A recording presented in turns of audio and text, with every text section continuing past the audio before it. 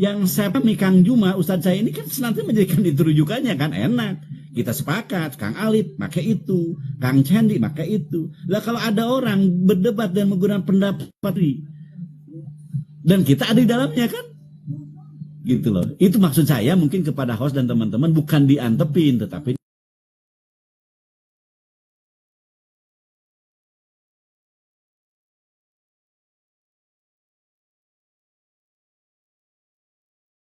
musuhnya sekalian gitu, nggak ada masalah. Ya, sehingga jelas dia tuh menjadi musuh apa menjadi teman kita gitu. Kalau teman dia harus mengikuti konsep yang kita miliki, siap memimpin siap dipimpin. Kalau dia nggak mau ya udah silakan di luar gitu kan. Jadi kalau jadi musuh ya musuh kita sekalian gitu maksud saya. Terima kasih teman-teman. Ya Kang Aun, maaf saya potong. Ya saya di bawah aja ya mantau gitu. Oke, terima kasih teman-teman.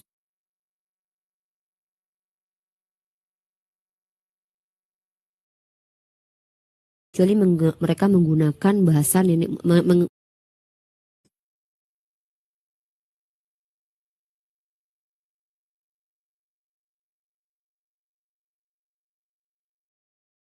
hanya untuk orang Arab. Dan akulah yang Islam itu kalau tidak dipelajari, banyak orang-orang yang bukan bahasa ibunya tapi dia ahli dalam bahasa itu, bahkan melebihi orang yang bahkan lahir menggunakan bahasanya itu. Contoh, saya tanya sama kamu paham nggak sastra bahasa Indonesia? Kamu menguasai nggak sastra bahasa Indonesia? Sastranya loh ya. Tidak. Nah, ada orang-orang di luar negeri yang bukan orang Indonesia asli, bahkan dia mengambil jurusan sastra dan lebih ahli ketimbang kamu. Nah gitu, jadi bukan berarti ketika Al-Quran datang menggunakan bahasa Arab karena nabinya menggunakan bahasa Arab, oh jadi Al-Quran buat orang Arab doang. Nggak gitu. Nggak, yang aneh itu adalah ketika nabinya menggunakan bahasa Arab dan bahasa Ibrani, kok tiba-tiba kitabnya bahasa Yunani. Nah itu baru aneh itu. Ya, lanjut Alfi, menjelaskan apa itu. Biar nggak terlalu jauh, ini mau kumpulin PR yang Uni minta tadi. Yosua ya. Izin host atau moderator boleh dibesarin 30 detik aja gitu biar enak. Izin, emang kalau Alfi nggak bisa gedein sendiri ya? Bisa kan? Enggak. Kalau gedein sendiri ntar dia langsung green screen biasa dia. Oh, oke, siap. Afwan. Yosua Bindan ya. Yosua anaknya Nun. Di sini kan Yosua di dalam grammar itu dia non proper name maskulin singular. Oh, kalau yang itu maskulin. Kalau yang dalam kaidah Uni pernah kalau nggak salah tuh entah Yunani entah Ibraninya, Yesua itu ada feminim dia. Masuk ke dalam non feminim. Tapi Uni nggak tahu tuh apa bahasa Yunaninya apa bahasa di sini maskulin. Ya. Berarti dalam PB berarti kemarin tuh yang pernah kita bahas itu. Yosua itu dalam kaidah bahasanya itu feminim. Ntar dicari dulu datanya. Tapi Afi ada satu yang menjanggal nih. Bentar. Oh ya, Uni lupa Uni itu di PB kayaknya. Ada satu yang menjanggal nih. Bang Samuel, bentar ya. Oh iya di PB, deng. Ah, salah ini sarapan pagi nih. Ya lanjut ini nih. Nih, ada satu yang menjanggal nih gitu. Misalnya Alfi menukil dari perjanjian baru kan. Izin ya. Yohanes 8:24. Data dulu. Ego Amy di sini kalau kita lihat di 8:24 bermakna akulah dia. Dia di sini yang dikurung datang dari mana Bang Sul? Tahu nggak? I am he. Oh, sekarang saya yang ditanya ya. Ini iya, izin aja gitu. Maaf Bang Alfi, ini berbeda pembahasan lagi kah? Karena saya niatnya ke sini Kan memang tadi bukan kita- untuk Gini, membahas gini, para Samuel. biar saya bertanya Maksudnya, satu arah saja sebenarnya. Pertanyaan dari Alfi itu manfaatnya buat kamu biar lebih paham lagi kaidah dalam berbahasa gitu. Nanti saya juga kasih data kok. Biar kamu tuh lebih ngerti, misalnya kayak bahasa Semitik gitu, atau memang kaidahnya seperti itu. Makanya saya katakan, ketika kita memahami satu kitab suci itu tidak bisa kita dari terjemahannya, ya kita harus lari ke teks aslinya secara kaidah gitu. Coba, kalau kamu nggak bisa jawab nanti kan bisa dijelasin sama Alfi, Samuel. Di sini kan kamu bertanya untuk mendapatkan jawaban dan ilmu kan. Nah ini ilmu gratis sebenarnya. Saya juga mau buka data, tapi Sedikit mudah-mudahan Bang ketemu. Samuel. Silakan. Inilah yang saya tak bilang komparasi. Ini bukan debat, bukan. Tapi mengkomparasikan bahwasannya yang kamu pertanyakan ternyata di Bibelmu sebenarnya ada. Nah inilah supaya kamu juga belajar. Belajar pada saat kamu memahami Al-Quran seperti yang kamu pahami berbeda dengan umat muslim memahami. Coba kamu lihat di dalam kitabmu juga ada. Telaah juga di sana bagaimana cara kamu memahami. Sehingga kalau kamu bisa memahami di dalam kitabmu, nah narasinya yang sama, nanti insya Allah mendapat wawasan untuk menelaah dari ayat per ayat. Maksudnya gimana, arahnya kemana. Begitu kalau belajar. Oke Bang Sahabat, thank you. Lanjut. Izin masuk lagi ya. Ini ada dua dalil yang akan Alfi tampilkan. Yang pertama, tadi Alfi mengambil 824 ya. Sebentar. Saya kesulitan kalau satu perangkat di sini. Karena itu tadi aku berkata kepadamu bahwa kamu akan mati dalam dosamu. Sebab jikalau kamu tidak percaya bahwa akulah dia, kamu akan mati dalam dosamu. Nah, ini izin ya. Izin kali Alfi bacain Greek koinenya berbunyi di sini. Eipon on humin hoti anotaneiste hentais amartias humon heangarme pis teusete hoti ego emi. Di sini kan ada ego emi nih. Di sini mana jariku nih? Di sini ada ego emi. Nah, diterjemahkan sebagai akulah dia. Nah, sementara satu dalil lagi.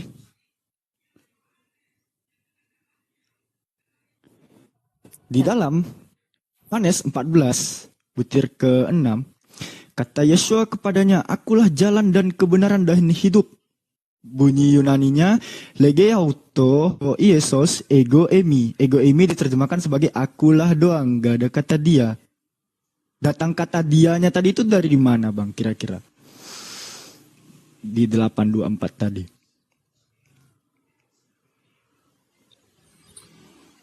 Dia itu berarti sebuah pemaknaan, paling tidak apa yang saya tangkap. Karena Ego emi. di ajaran Alkitab itu kan terdapat 3 figur ya. Maksudnya ketika mungkin Yesus berkata aku, dan kemudian diiriskan dengan ada kata dia, atau dalam kurung dia, berarti kan ada pemaknaan yang lebih lanjut bahwa siapa Tuhan Yesus yang sebenarnya. Penegasan kembali status dia. Dikurung he-nya, I am he, bukan I am doang. Iya, I am he, bahwa dia Tuhan, bahwa dia adalah Allah. Nah, datang he-nya nih dari mana Bang? Gitu.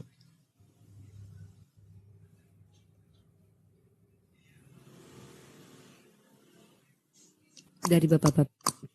Dari apa yang sudah dipahami oleh ayat-ayat sebelumnya sepertinya. Dari Roh Kudus kayaknya itu.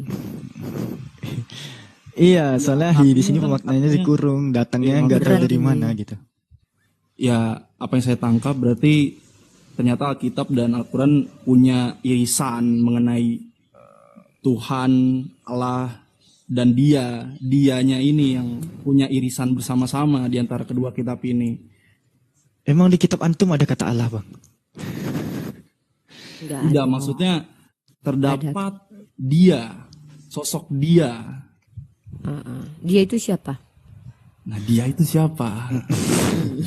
Kan saya bertanya dari awal, kan di dalam Al-Quran. Dia di situ bisa dilihat referensinya di sini Bang.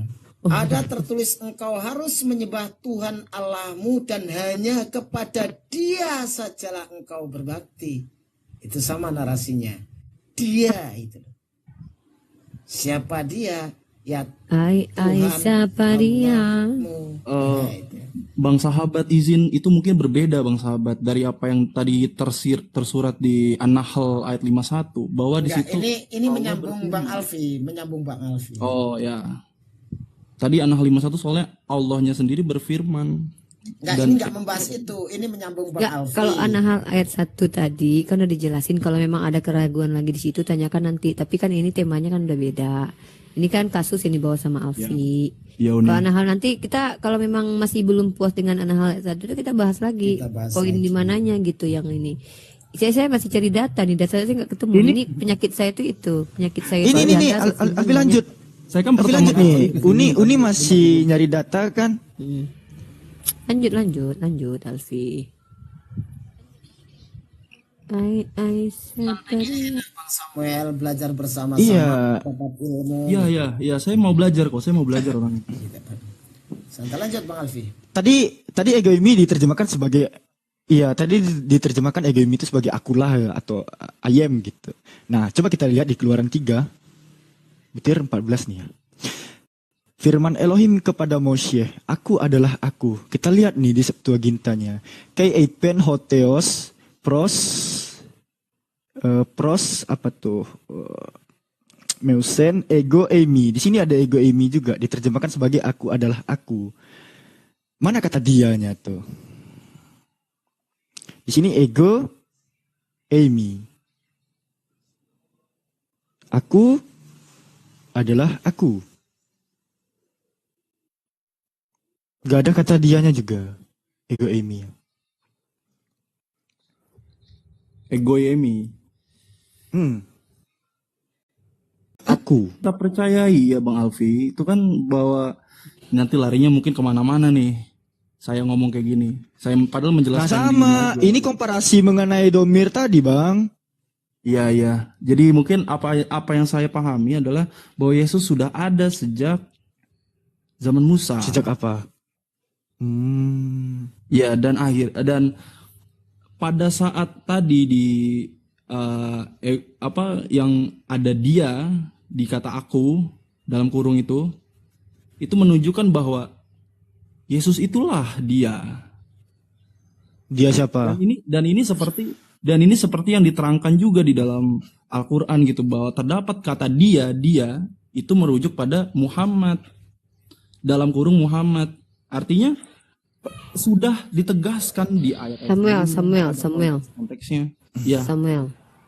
ya, unik.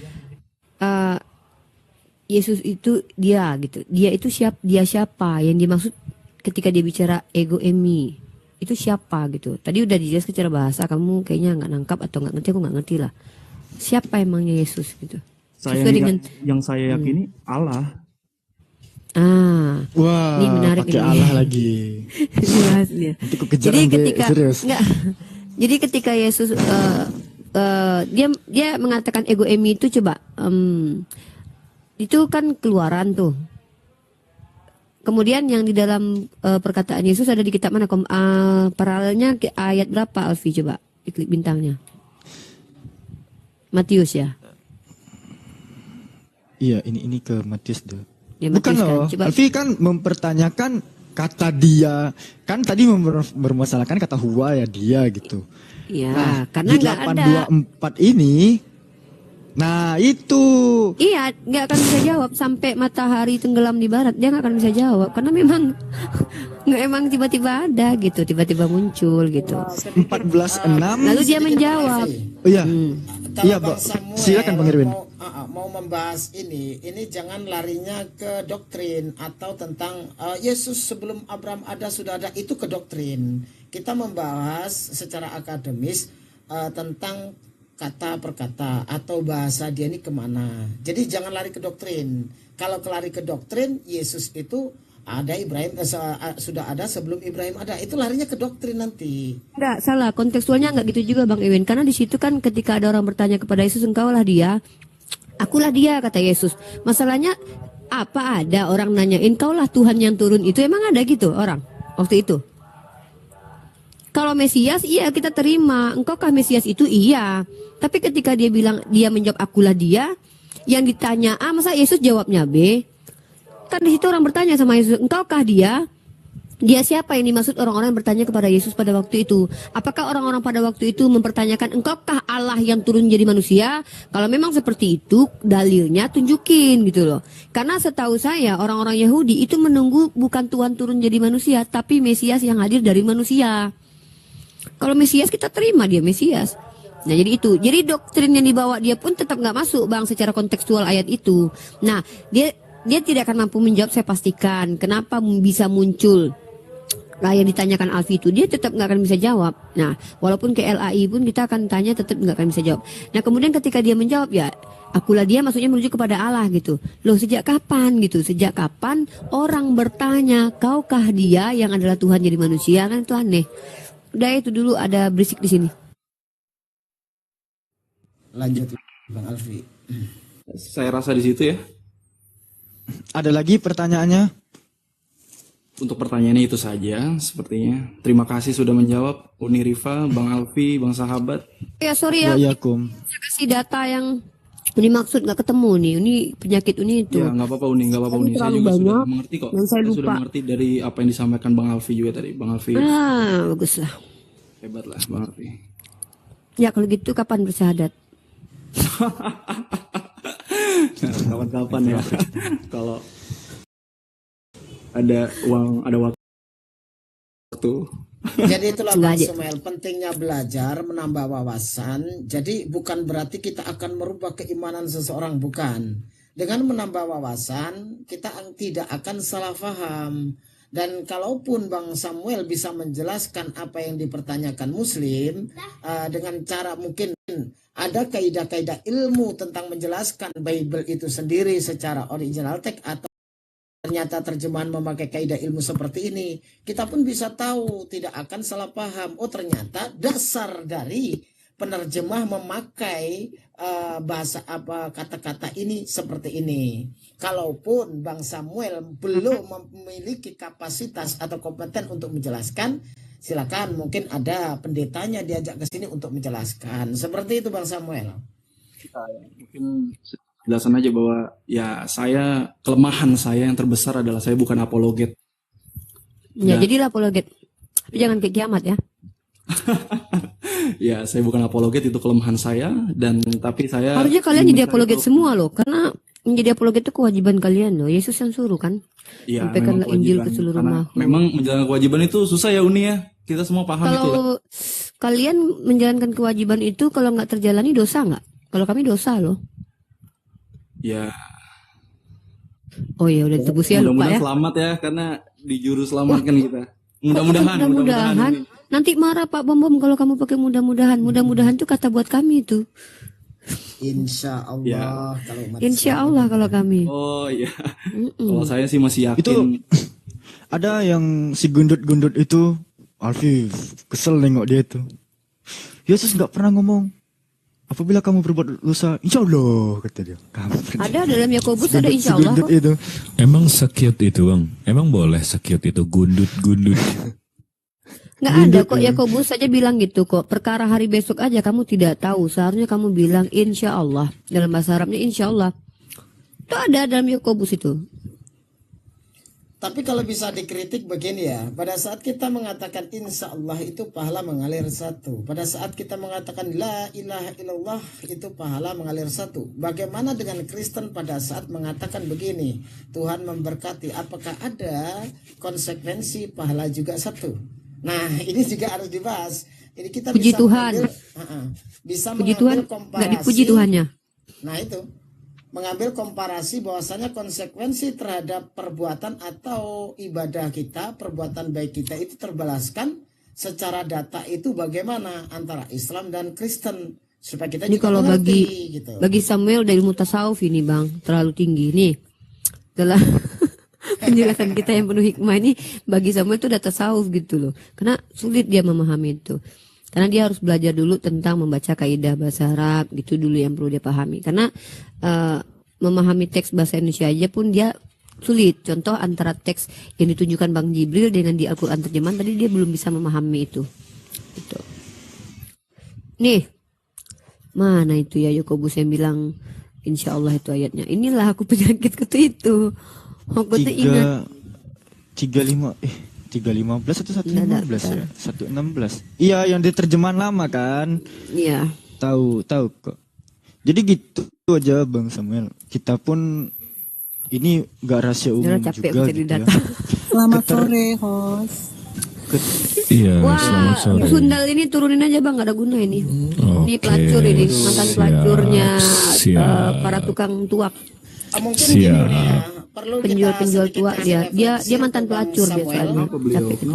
Sedikit kita Itu- kasih pencerahan untuk Bang Samuel supaya juga belajar bahwasanya di 2 Samuel Iya. itu tertulis begini. Iya. Karena itu Tuhan membalas kepadaku sesuai dengan kebenaranku, sesuai dengan kesucianku di depan matanya. Jadi ternyata di dalam Bible pun ada konsekuensi balasan dari Tuhan terhadap perbuatan-perbuatan baik dari manusia itu sendiri. Nah, tentang seberapa balasan itu pasti kita pun ingin tahu penjelasannya nanti kalau Ya ada Aisyah Kristen pelacur. Rekam. Kau ya yang mengaku nama kau Aisyah, kau menggunakan nama istri Nabi kami. Kau Neva, kau pelacur. Iya, jadi gini, begitu saya naikkan tadi saya udah tinggal disconnect aja. Jadi saya udah Wow. pernah lihat dia beberapa kali di room penghujat dan Tuh ketemu kita di kantor polisi Neva. narasinya memang Aku punya kotor. semua video kau Neva. Kalau kau mau ke kantor polisi aku lebih suka. Ayo kita bahas. Kau rekam ini, kau masukkan kantor polisi. Aku pengen jumpa kau di kantor polisi. Yuk, Neva. yuk. Ayo. Yuk kita jumpa di kantor Sambung polisi. dikit lagi ya untuk Bang Samuelnya. Iya, Ini salah silakan. nggak? Alfa. Ini salah gini. Kita kalau menjelaskan Al-Quran menggunakan bahasa Indonesia itu terus terang terbatas, keterbatasan kosakata. Bagaimana dengan bahasa Arab yang berjumlah 12 juta kosakata, sementara di bahasa kita cuma ada 200.000, itu nggak akses, nggak sepadan ya. Dari jumlah kosakata itu. Kita kekurangan kosakata dalam menjelaskan Al-Quran hanya dalam bahasa Indonesia. Iya, karena memang kosakata bahasa Arab dengan kosakata bahasa Indonesia kan jauh lebih banyak bahasa Arab dan itu pun harus dipahami. Bahasa Indonesia ini bahasa baru yang banyak menyerap bahasa-bahasa Semitik, Sanskrit. Jadi nggak mungkin dipaksa bahasa Arab itu harus mengikuti menyesuaikan bahasa Indonesia. Beda dengan Bible. Bible itu yang menyesuaikan dengan bahasa Indonesia. Kalau Al-Quran itu ya dia tidak akan pernah berubah. Yang harus menyesuaikan adalah bahasa-bahasa lain, mengikuti kaidahnya. Kalau Bible nggak, datang di Padang ya udah ikuti aja bahasa Padang gitu. Ya, gitu caranya Bible ya, kita beda itu dulu.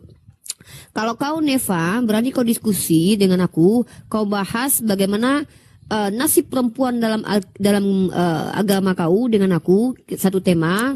Bang Jibril jadi moderator, Alfi jadi timer. Kalau kau berani naik ke atas. Tapi kalau kau cuma penghujat, aku malah pengen ketemu kau di kantor polisi.